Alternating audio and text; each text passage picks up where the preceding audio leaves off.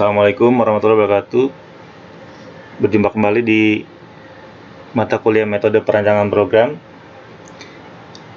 Kali ini kita masuk ke materi pertemuan minggu ke-6, yaitu modularisasi dan komunikasi antar modul. Jadi sesuai dengan judulnya, modularisasi adalah merupakan bentuk daripada bahasa pemrograman yang dibuat terpecah atau dibuat per modul, di mana isi dari tiap modulnya itu biasanya merupakan kumpulan dari instruksi atau perintah yang seringkali digunakan di dalam badan program itu sendiri atau main program itu sendiri. Jadi untuk mempermudah atau mempersingkat jumlah baris data atau baris program yang akan dibuat, karena untuk menghindari pengetikan baris program secara berulang terhadap perintah atau instruksi-instruksi yang sama. Dan biasanya antara satu modul dengan modul yang lainnya itu saling berelasi, dan mereka juga saling berkomunikasi dengan cara mempassing atau mengirimkan parameter-parameter atau variabel-variabel, sehingga bisa diharapkan dapat mempersingkat serta mempermudah dalam pembuatan program. Baik, kita mulai. Nah, pokok bahasan untuk materi kali ini adalah yang pertama konsep pemrograman modular. Bagaimana konsep dari pemrograman modular itu sendiri, dan bagaimana cara berkomunikasi antara tiap modulnya, lalu ada kohesi dan ada coupling. Modularisasi digunakan bila suatu permasalahan yang kompleks, sehingga langkah pertama adalah mengidentifikasikan tugas utama. Setelah itu baru dibagi ke dalam tugas yang lebih rinci. Nah, proses ini disebut juga dengan top-down design. Biasanya modul-modul yang akan dibuat atau digunakan itu letaknya harus di atas daripada perintah untuk mengeksekusi modul itu sendiri, karena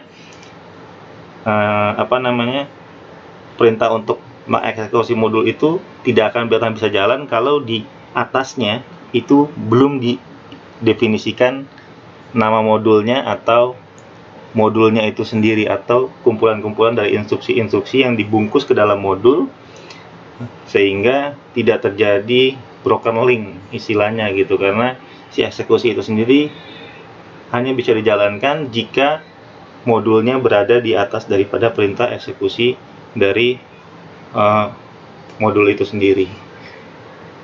Nah, pemrograman modularisasi adalah pertama memecahkan algoritma ke dalam algoritma yang lebih kecil atau per modul. Kemudian modul yang dibentuk mempunyai kesatuan tugas atau fungsi maupun kesatuan proses atau prosedur.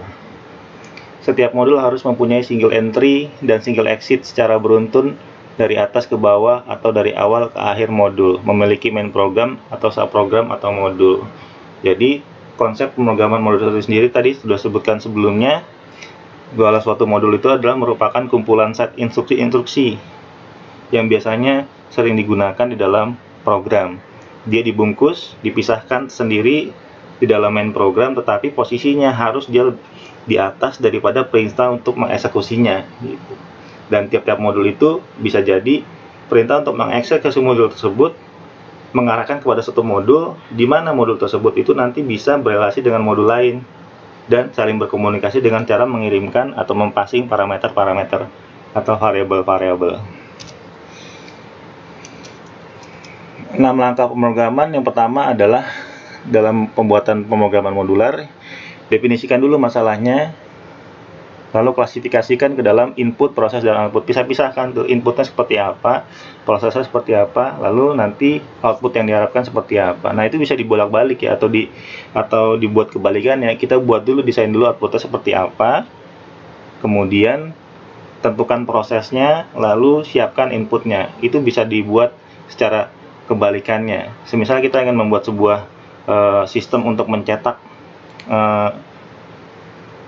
bon kasir atau kwitansi, Nah, itu kita bisa desain dulu nih, kwitansinya seperti apa. Nanti tentukan tuh atribut-atribut yang muncul dalam kwitansi tersebut. Nah, kalau sudah kita desain, nah itu bisa tentukan prosesnya seperti apa, tabel-tabelnya seperti apa, baru inputannya seperti apa. Itu bisa dibolak-balik sebenarnya. Kemudian kelompokkan aktivitas ke dalam modul. Nih, definisikan kegiatan dari modul-modul yang ada. Jadi satu modul atau satu atau lebih modul itu kan berisi set instruksi. Nah, itu misalkan input datanya tentang masukan panjang, masukan luas. Kemudian nanti si modul yang pertama adalah modul untuk menghitung luas segitiga, modul yang kedua untuk menghitung luas persegi panjang, dan seterusnya. Itu bisa dilakukan pemecahan modul itu sendiri. Jadi ketika di main program, dia hanya mendefinisikan inputan-inputan, sedangkan si prosesnya itu sendiri berjalan di modul-modul tersebut. Lalu si main program mencetak perintah untuk mengeksekusi daripada si modul-modul tadi. Buat bagian susun untuk menjelaskan hierarki dan proses hubungan antar modul. Buat logika dari main program dengan pseudocode. Terlebih dahulu inventarisasi apa saja yang dikerjakan dalam main program. Buat logika untuk tiap-tiap modul dengan pseudocode, kemudian dash checking algoritma, mengecek kebenaran algoritma dengan data. Kemudian jangkauan data. Global data adalah variabel yang dikenal di seluruh program tersebut dan dapat diakses dari setiap modul dalam program tersebut. Lokal data adalah variabel yang didefinisikan di sebuah modul. Variabel ini hanya dikenal di modul di mana variabel tersebut didefinisikan. Jadi, perbedaan antara global data dengan lokal data adalah ketika kita membuat sebuah variabel di main program dan letaknya di paling atas, maka dia disebut sebagai global data, variabel yang bersifat global. Artinya, variabel tersebut bisa dikenali di main program di bawahnya atau di modul-modul yang terletak di bawahnya gitu. Jadi biasanya yang namanya variabel global itu letaknya paling atas, karena konsep pemrograman yang dilakukan di sini adalah konsep pemrograman terstruktur, top down, dari atas ke bawah. Jadi kalau misalkan walaupun dia global tetapi letaknya di bawah daripada si modul atau eksekusi programnya, dia tidak akan dikenali. Sedangkan lokal data adalah variabel yang didefinisikan di dalam sebuah modul. Jadi misalkan kita buat modul untuk menghitung luas persegi panjang. Nah, di dalamnya kita bikin namanya luas. Nah, luas itu hanya bisa dikenali di dalam modul tersebut, tidak di main program gitu. Jadi yang main modul itu sifatnya adalah private function. Jadi hanya dikenali di variabelnya hanya dikenali di dalam modul tersebut, tidak di main globe atau di main program. Side effect sesuai dengan namanya adalah efek samping. Tadi sudah sebutkan sebelumnya. Ini adalah sebuah bentuk komunikasi antar modul dengan bagian lain di dalam program. Nah, kalau global data berarti perubahan nilai data atau nilai global itu berdampak pada nilai data tersebut di semua modul gitu. Jadi ketika kita mengirimkan suatu nilai atau mempassing suatu nilai, nah efeknya itu bisa berpengaruh pada modul lain. Tetapi ada juga yang dia hanya berefek kepada si modul itu sendiri gitu. Itu bedanya antara global dengan lokal. Jadi kalau lokal dia hanya berefek atau mengubah nilai yang ada di modul itu sendiri, sedangkan global data itu apa yang dilakukan oleh si modul itu bisa berefek samping atau mengakibatkan berubahnya nilai di modul lain atau di main program. Nah, contohnya kayak gini. Contoh pemrograman modular. Menghitung luas persegi panjang. Kita perhatikan di sini. Deklarasi integer P dan L. Nah, ini adalah P dan L ini adalah panjang dan lebar. Tipe datanya adalah integer. Nah, ini adalah variabel yang sifatnya adalah global. Karena dia dibuat di main program dan letaknya di paling atas. Nah, kemudian deskripsi baca nilai P. Kita buat inputan untuk memasukkan nilai panjang, lalu disimpan dalam variabel P. Lalu yang kedua adalah baca L. Kita buat inputan untuk menginput nilai lebar, lalu disimpan kepada variabel L. Lalu kita mengeksekusi perintah untuk menghitung. Apa yang dieksekusi, apa yang dihitung, yaitu ini luas PP. Luas PP adalah sebuah modul atau sebuah function atau sebuah prosedur. Tetapi dia tidak hanya memberikan perintah untuk menjalankan proses di dalam function atau luas prosedur, tapi juga mengirimkan parameter P dan L. Ini namanya passing parameter. Dan ini sudah mempunyai nilai yang di entry di sini. Nah, dikirimnya kemana? Nah, ini ke sini, sub luas PP, integer PJ, integer LB. Jadi P dikirimkan ke PJ, L dikirimkan ke LB, gitu. Kemudian dia buat suatu variabel baru namanya luas. Tipe datanya integer. Nah, kita perhatikan. Variabel luas ini dia bersifat lokal. Jadi hanya dikenali di dalam function atau modul luas PP ini saja. Tidak dikenali di main program. Nah, lalu buat perintah untuk melakukan operasi perkalian antara PJ dengan LB, di mana nilai PJ adalah merupakan nilai dari P dan LB adalah nilai dari L. Lalu cetak luas. Lihat, perintah mencetaknya ada di dalam modul luas PP. Selesai. Nah, kalau kita buktikan dengan bahasa pemrograman Python, saya ketik dulu, saya jalankan VS Code saya atau Visual Studio Code-nya. Nah, ini udah saya buat. Nih, print menghitung luas persegi panjang. Ini adalah variabel global pertama, yaitu P. Isinya adalah untuk menginput nilai masukan panjang persegi panjang. Kemudian kedua adalah L, masukkan lebar persegi panjang. Jadi panjang persegi panjang disimpan ke dalam variabel P, lebar persegi panjang disimpan ke dalam variabel L. Nah, ini adalah modulnya. Luas PP. Luas PP sama dengan PJ dan PL. Nilai P dikirimkan ke PJ, nilai L dikirimkan ke PL. Lalu luas ini diberikan nilai baru berupa perkalian, operasi perkalian daripada PJ dikalikan dengan PL. Lalu cetak luas persegi panjang adalah luas. Nah, ini adalah perintah untuk mengeksekusi luas PP dengan cara mengirimkan nilai P dan nilai L. Lihat posisinya. Posisi modulnya ini ada di atas daripada perintah untuk eksekusinya. Nah, kalau dijalankan jadinya seperti ini. Tuh. Program menghitung luas persegi panjang, masukkan nilai P. Saya masukkan nilai 4. Enter, masukkan lebar, saya isi 5. Enter. Nah, yang keluar adalah luas persegi panjang adalah 20 cm persegi. Tuh. Nah, gimana kalau misalkan kita bikin program dengan ininya banyak, perintahnya banyak, seperti luas persegi 3, luas ini, luas itu gitu. Nah, ini bisa dibuat dengan cara seperti ini.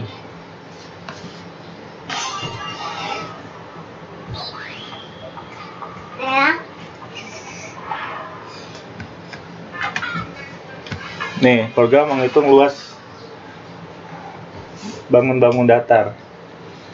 Pertama adalah luas persegi, kemudian program mencari luas persegi, panjang sisi, kemudian luas dikali X dikali X, kemudian print ini adalah merupakan perintah untuk memberikan space satu baris, kemudian luas perseginya adalah luas.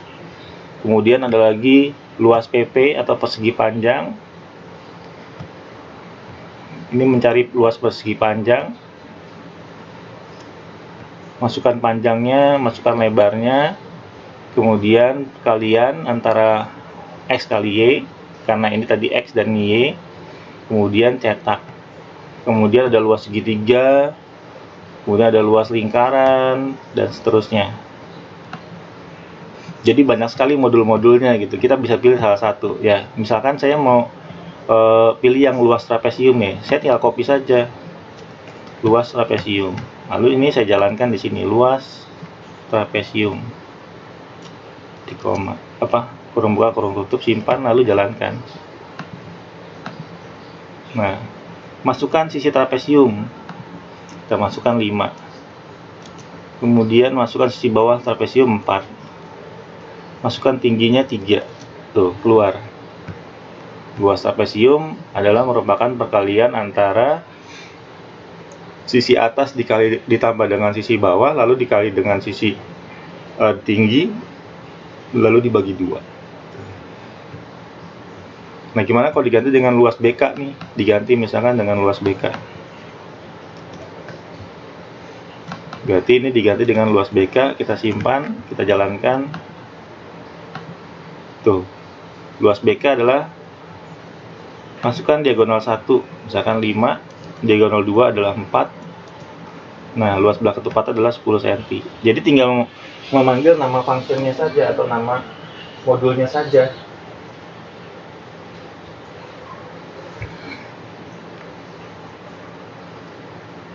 Gitu. Lanjut.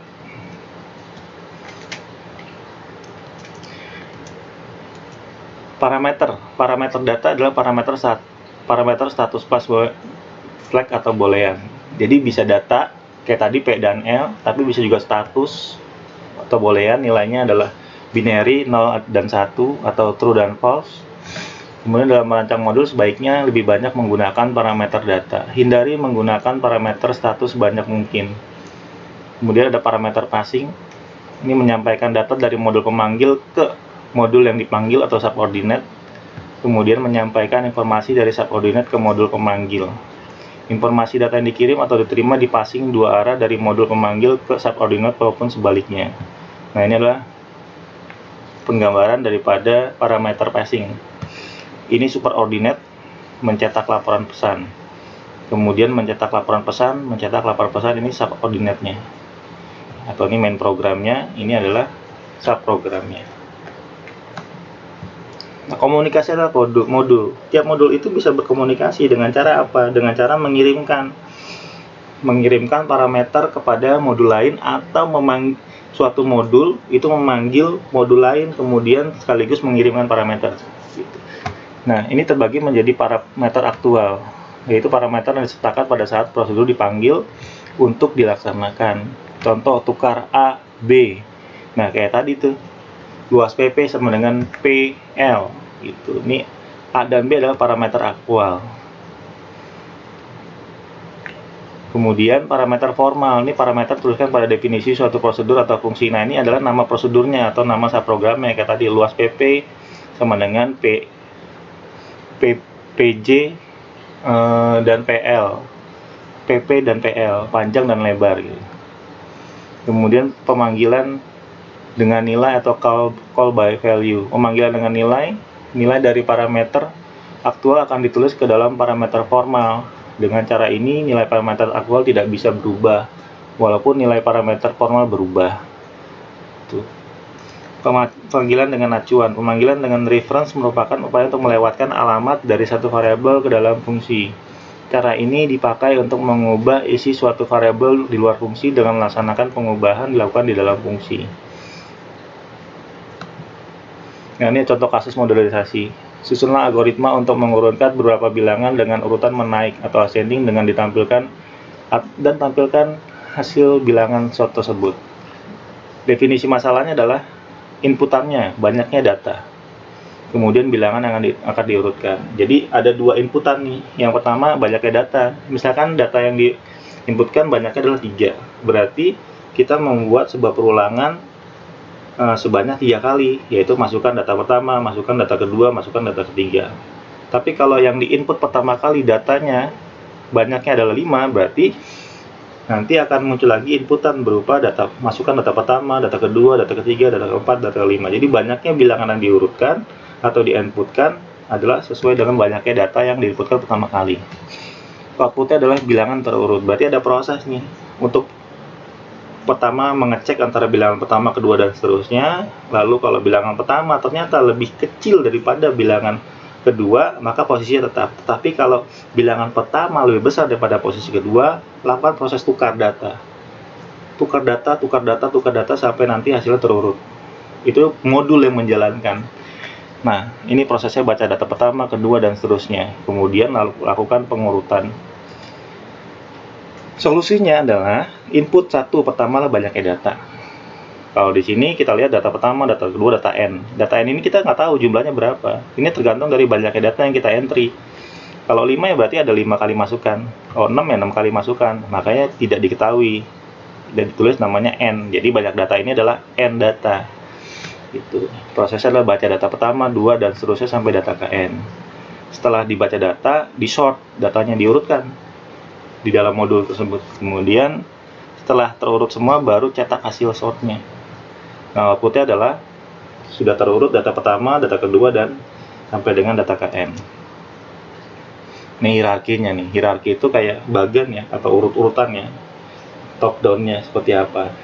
Pertama adalah input datanya tuh.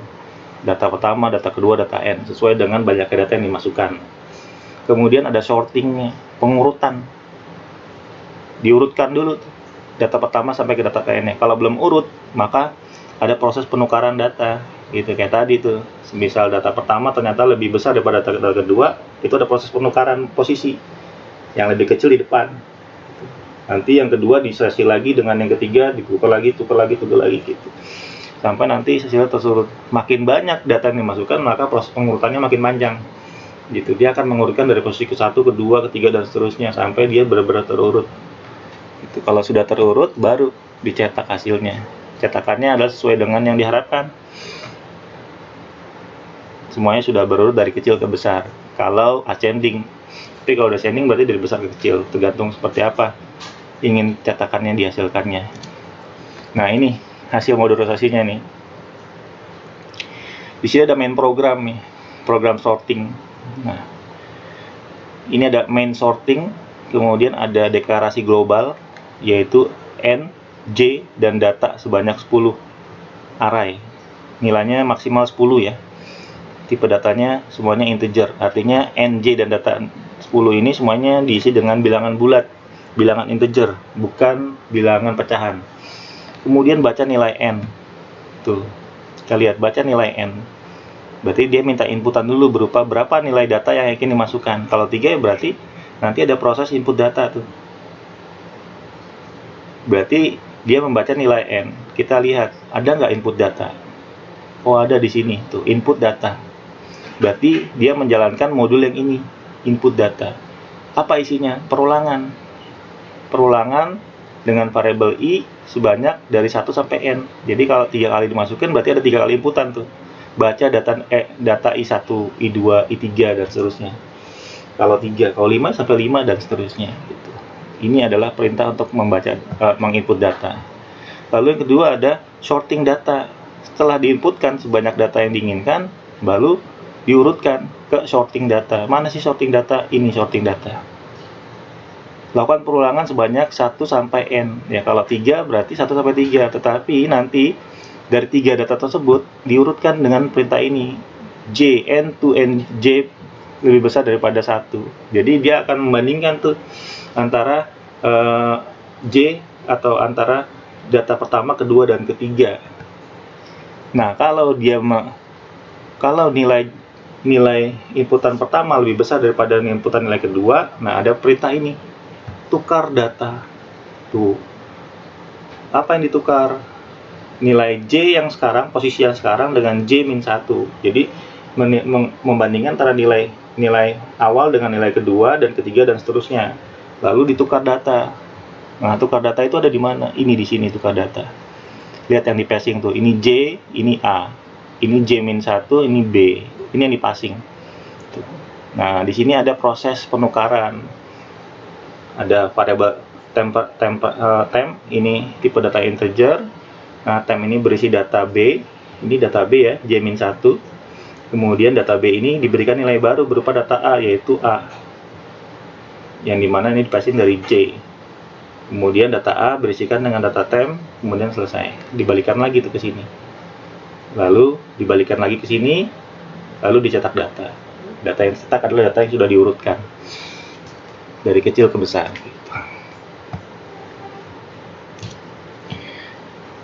Cohesion dan coupling merupakan konsep dasar dalam perancangan dan rekayasa perangkat lunak. Membagi software atau perangkat lunak menjadi modul-modul yang lebih kecil bukan sekedar memisahkan kumpulan kode dari kumpulan kode lainnya, tetapi memastikan bahwa modul yang dirancang menganut prinsip loose coupling high cohesion.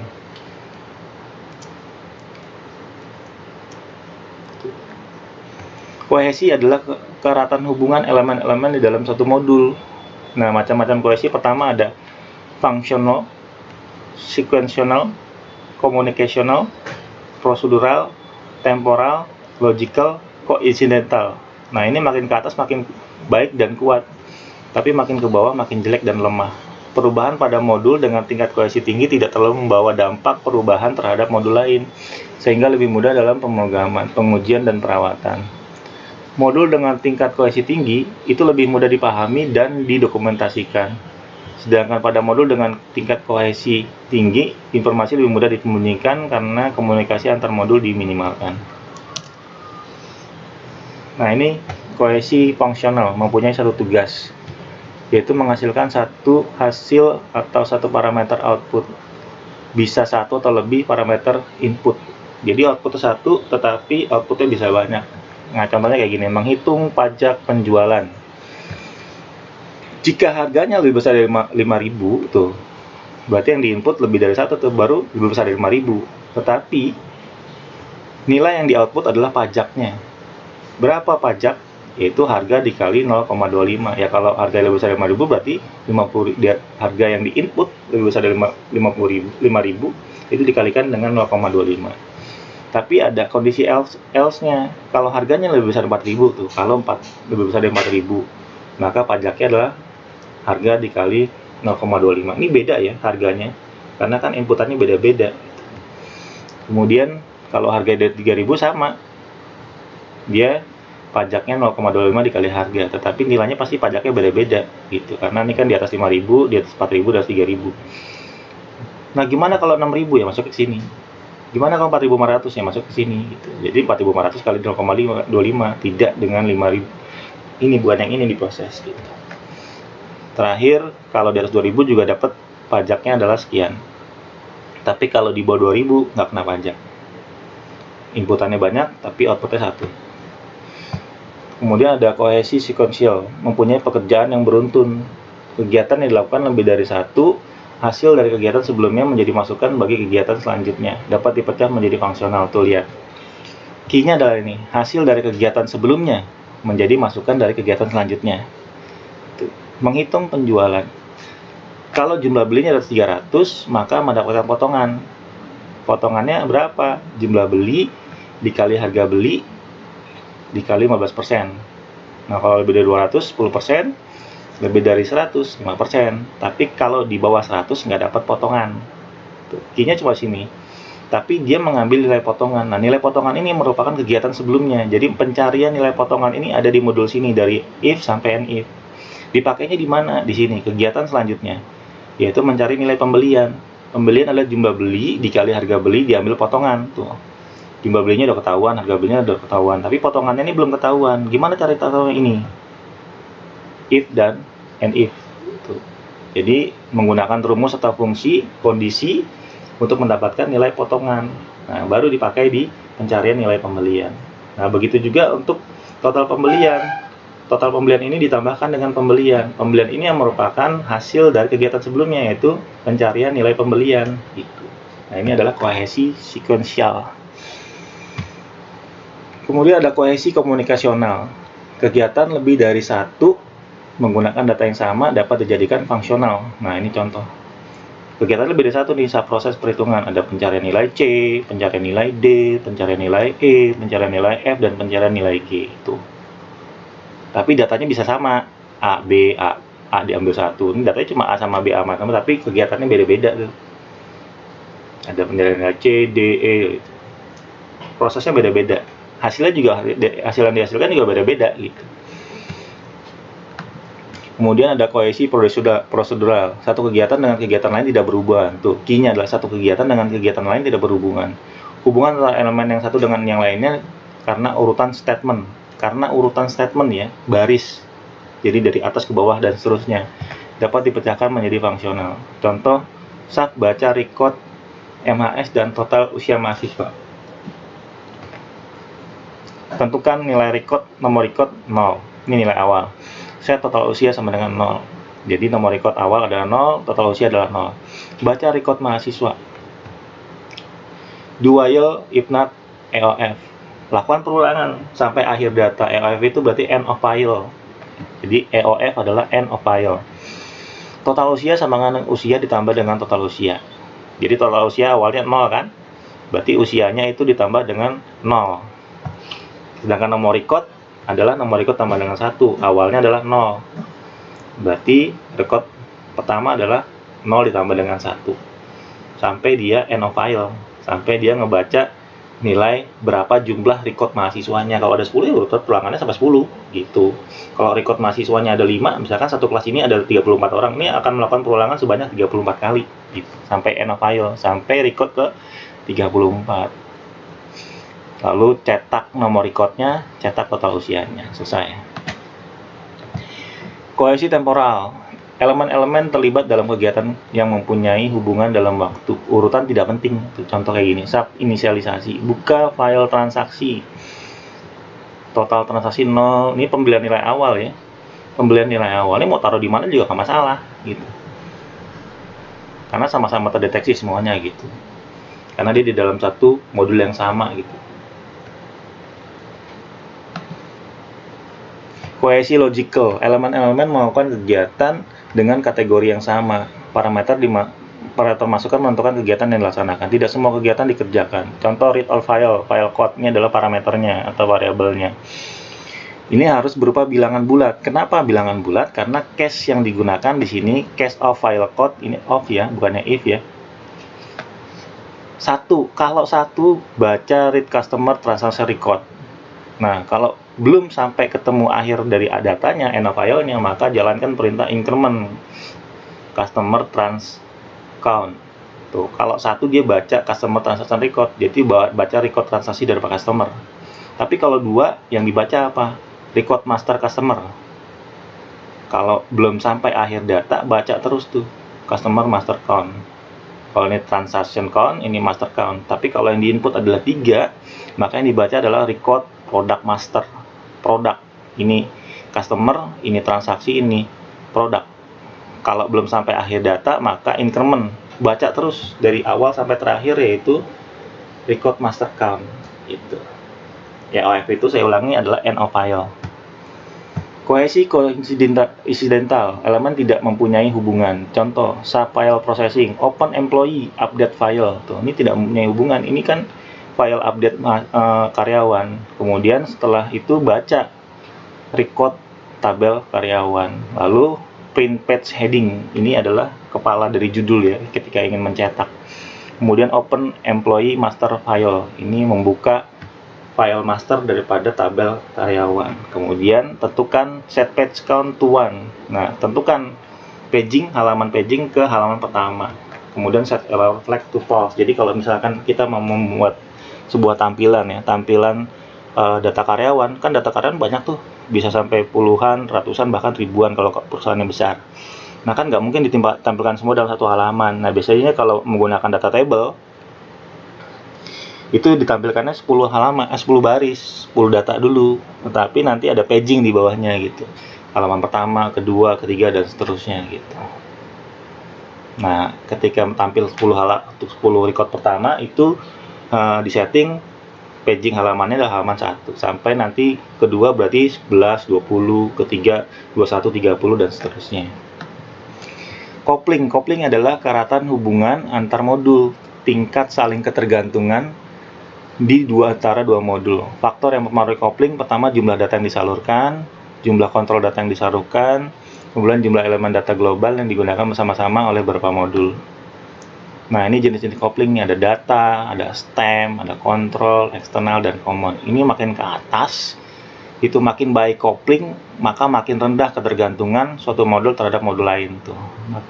Makin baik kopling, maka dia makin rendah ketergantungannya gitu. Sedangkan makin ke bawah, makin jelek, dia makin kuat ketergantungannya. Modul dengan kopling yang baik adalah modul independen.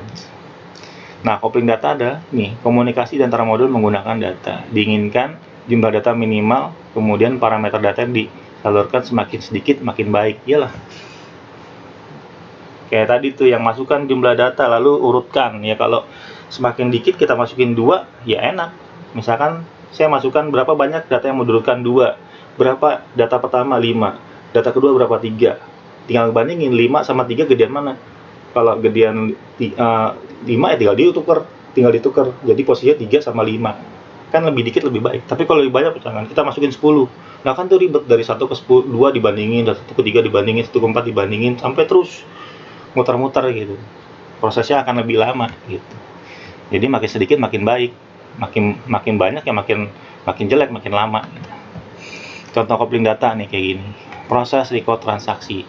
Proses siswa pria. Current record itu berarti record keberapa sekarang posisinya. Kalau posisinya record pertama, baris pertama, nah maka dia akan menjalankan subprogram proses siswa pria, lalu membaca sekarang berada di record beberapa. Lalu jumlah prianya adalah jumlah pria plus 1. Kalau usia siswanya di atas 21, maka jumlah siswa dewasanya adalah jumlah siswa dewasa plus 1, NIF gitu. Nah, jadi dia membaca ke dalam record jumlah siswa pria. Misalkan ada 34, ada dari 34 mahasiswa, ada 20 pria atau 25 pria, sisanya adalah wanita. Mayoritas di kelas ini adalah pria. Dia akan membandingkan tuh antara record pria yang pertama sampai terakhir ke 25 ya, ke 25. Nah, kalau misalkan di antara 25 mahasiswa tadi, pria siswa tadi, kalau di atas 21, maka dia dicap sebagai pria dewasa. Nanti dijumlahkan berapa jumlah pria dewasanya. Lalu kalau di bawah 21 gimana? Belum dewasa. Nanti dipisahkan berapa jumlah pria dewasa dan berapa jumlah siswa pria yang belum dewasa. Kemudian ada coupling stem. Dua modul melakukan pas struktur data non global yang sama. Kemudian struktur data ini bisa berupa record atau baris atau array berupa indeks. Timbul bahaya bila modul memeriksa struktur data tapi hanya menggunakan sebagian. Nah, itu sebagian itu kan dia mengambil urutan indeks dari 0 sampai 1. Dari 0 sampai sekian gitu. Namanya indeks berarti dimulai dari 0 sampai sekian. Tetapi kalau cuma sebagian ya berarti datanya nggak valid karena masih banyak data yang lainnya gitu. Nah, ini penggambarannya ya. Nah, kemudian ada coupling stem. Nah, ini yang bersama dengan yang tadi, tapi ini mengambil jumlah usianya gitu. Pria dewasa. Sama seperti yang tadi ya. Kemudian ada coupling control. Dua modul melakukan passing parameter menggunakan data control flag and switch. Nah, flag and switch itu berupa kondisi boolean. Jadi nilainya true or false, benar atau salah, 0 atau 1 gitu. Proses input read input, lakukan aksi input code tuh. Input code-nya sama. Karena ini 1 2 3 4 5 berarti berupa bilangan integer, bilangan bulat 1 2 dan 3. Nah, kalau dimasukin 1, read baca record karyawan. Kalau 2 cetak header halaman. Kalau 3 berarti buka master file karyawan. Kalau 4 tentukan jumlah halamannya adalah 0. Kemudian kalau 5 error message dan seterusnya. Jadi berupa angka. Coupling eksternal, dua modul atau lebih menggunakan data global yang sama, tidak ada parameter yang digunakan dari modul pemanggil ke subordinate dan sebaliknya. Tuh, ini ada global data elementer variable, ada modul A, modul B gitu. Jadi modul A membaca global data, modul B juga membaca global data. Contoh kayak gini. Hitung pajak penjualan gitu. Ini adalah nama program, main program. If product sample, then pajak penjualan adalah 0. Kemudian, tetapi jika produk mempunyai harga dan bukan sampel, nah, maka pajak penjualan adalah harga jual dikali dengan 0,5. Walaupun harganya adalah 5.000, tetapi dia bukan sampel, maka kena. Tapi kalau harganya 2.000, tapi dia sampel, maka nggak kena pajak. Begitu juga kalau harganya di atas 50.000, tapi ternyata dia sampel, dia nggak kena pajak. Gitu. Karena di sini ada produk sampel. gitu. Nah, di sini ada function nih, submodul atau subprogram, hitung nilai total. Total sama dengan total penjualan atau nilai total ditambahkan pajak penjualan. Jadi si function ini membaca nilai pajak penjualan yang dihitung di main program tuh. Kemudian ada coupling common, dua modul atau lebih menggunakan struktur data global yang sama. Tuh, struktur data global ya. Kalau ini kan data global data, dia membaca global data. Kalau ini strukturnya. Nah, ini strukturnya nih. Read pelanggan, record pelanggan. Jika record data pelanggan belum sampai ke posisi terakhir, maka flagnya sama dengan true tuh. Dia mencari nilai true, baca terus tuh. Tapi kalau udah sampai mentok ke data terakhir misalnya di absen mahasiswa nih, mahasiswa baru absen pertama, kedua, dan tiga itu masih true nilainya. Tapi kalau udah sampai mentok terakhir buat nambah satu lagi udah jadi false gitu. Nah, validasinya kalau nomor pelanggan not numerous, then error message invalid nomor pelanggan, dan seterusnya. Selesai. Terima kasih, sampai ketemu lagi di pertemuan mata kuliah metode pada perancangan program selanjutnya. Assalamualaikum warahmatullahi wabarakatuh.